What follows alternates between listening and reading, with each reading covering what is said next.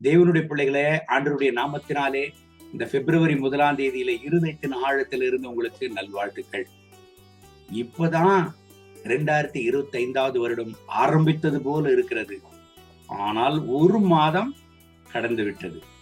தேவனுடைய பிள்ளைகளே, தேவன் உண்மையுள்ளவராக இருக்கிறார். எபேசியருக்கு எழுதின நிருபம் 3ஆம் அதிகாரம் 20வது வசனத்தை வாசித்து கர்த்தருடைய திரு சமூகத்தில் நாம் ஜெபிப்போமா? நாம் வேண்டிக் கொள்கிறதற்கும் நினைக்கிறதற்கும் மிகவும் அதிகமாய் நமக்குள்ளே கிரியை செய்கிற வல்லமையின்படியே நமக்கு செய்ய வல்லவராயிருக்கிற அவருக்கு. எபேசியருக்கு எழுதின நிருபம் 3ஆம் அதிகாரம் 20வது வசனம் சொல்லுகிறது, நமக்குள்ளே அதிகமாக கிரியை செய்ய அவர் வல்லவராக இருக்கிறார். தேவனுடைய பிள்ளைகளை, நமக்குள்ள எப்படியாக அவர் அதிகமாக கிரியை செய்ய வல்லமை உள்ளவராக இருக்கிறாரோ, அதே போல அதிகமாக நமக்கும் கிரியை செய்ய வல்லவராக இருக்கிறார். இந்த பிப்ரவரி மாதத்துல என்ன காரியத்தை கர்த்தருடைய திருப்பாதத்தில் நீங்கள் கேட்டுக்கொண்டிருக்கிறீங்க? நீங்கள் நினைக்கிறதற்கும் வேண்டிக் கொள்கிறதற்கும் அதிகமாக உங்களுக்கு ஆண்டவர் செய்வார். கிறிஸ்துக்குள்ளான ஒரு அன்பு சகோதரனை எனக்கு தெரியும்.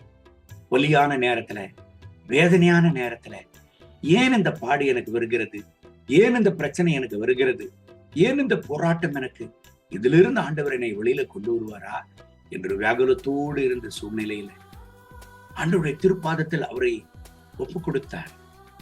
எல்லா கர்த்தருடைய பிள்ளைகள் அவருக்காக ஜெபிக்க ஆரம்பித்தார்கள். நடந்தது என்ன தெரியுமா? ஆசீர்வதிக்கப்பட்ட வாழ்க்கை துணையை ஆண்டவர் அவருக்கு கொடுத்தார். அவருடைய வேலையில் நல்ல ஆசீர்வதிக்கப்பட்ட ப்ரமோஷன் அவருக்கு கிடைத்தது. நல்ல இன்கிரிமெண்ட் கிடைத்தது. அது மாத்திரமல்ல, அமெரிக்கா தேசம் செல்லுவதற்கு கர்த்தர் வழிகளை திறந்தார். அதோடு கூட முடிந்ததா? ஆசீர்வதிக்கப்பட்ட நல்ல ஒரு வீடை ஒரு குறிப்பிட்ட பட்டணத்துல கர்த்தர் அவருக்கு கொடுத்து அவரை ஆசீர்வதித்தார். என் அன்பு தேவனுடைய பிள்ளைகளை, அநேக நேரங்கள்ல நம்ம ஆண்டவருடைய திருப்பாதத்துல நம்ம ஜெபம் பண்ணுவோம். ஆண்டவரே, எனக்கு இது கொடுத்தால் போதும், எனக்கு இதை செய்தால் போதும். இல்லைங்க, நீங்க நினைக்கிறதற்கும் வேண்டிக் கொள்கிறதற்கும் அதிகமாய் உங்களுக்குள்ள கிரியை செய்ய வல்லவராய் இருக்கிறது மாத்திரமல்ல, உங்களுக்காக அதிகமாக கிரியை செய்ய வல்லவராக அவர் இருக்கிறார். சொர்ந்து போகாதீங்க. ஏன் தான் என் நிலைமை இந்த சூழ்நிலைக்கு வந்ததோ என்று ஒரு கேள்வியோடு இருக்கிறீங்களா? கர்த்தருடைய வார்த்தையை நம்புங்க. எபேசியர் 3:20 சொல்லுகிறது, உங்களுக்கு அதிகமாக அவர் கிரியை செய்ய வல்லவராக இருக்கிறார். உங்களை ஒரு பெரிய சாட்சியாக ஆண்டவருக்காக உங்களை நிலைநிறுத்துவார். கர்த்தர் இந்த வார்த்தையின்படி கர்த்தர் உங்களை ஆசீர்வதித்து இந்த மாதம் முழுவதும் அவர் நடத்துவாராக. கண்களை மூடி ஜெபிப்போமா? அன்பின் ஆண்டவரே, இந்த காலவேளையில் என்னோடு சேர்ந்து ஜெபித்துக் கொண்டிருக்கிறேன் அன்பு சகோதர சகோதரிகளுக்காக ஜெபிக்கிறேன். இவர்களை ஆசீர்வதி.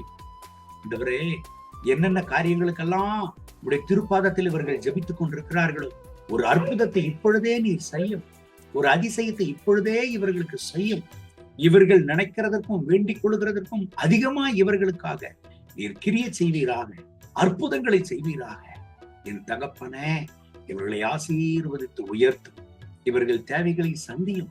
இவர்கள் துக்கம் சந்தோஷமாய் மாறட்டும். மகிமை கனம் துதியுமக்கே. இயேசுவின் நாமத்தில் பிதாவே, ஆமென்.